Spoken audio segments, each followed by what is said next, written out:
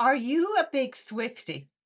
I have to confess that I'm not part of that vibrant community.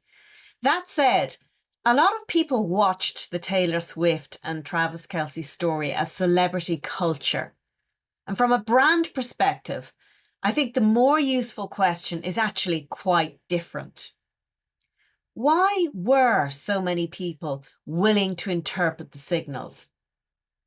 Because strong brands do not only communicate, they create meaning people recognize, remember, and participate in.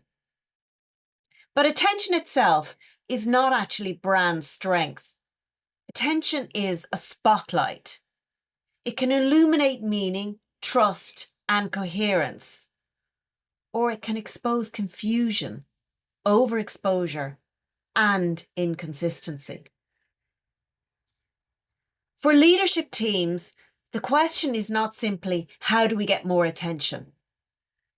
The stronger question is, when attention increases, what does it help the market understand more clearly?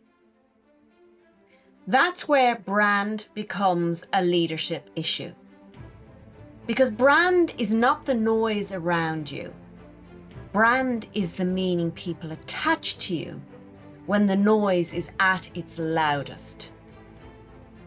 And that meaning can strengthen your brand leadership or conversely weaken it because it makes vulnerabilities highly visible.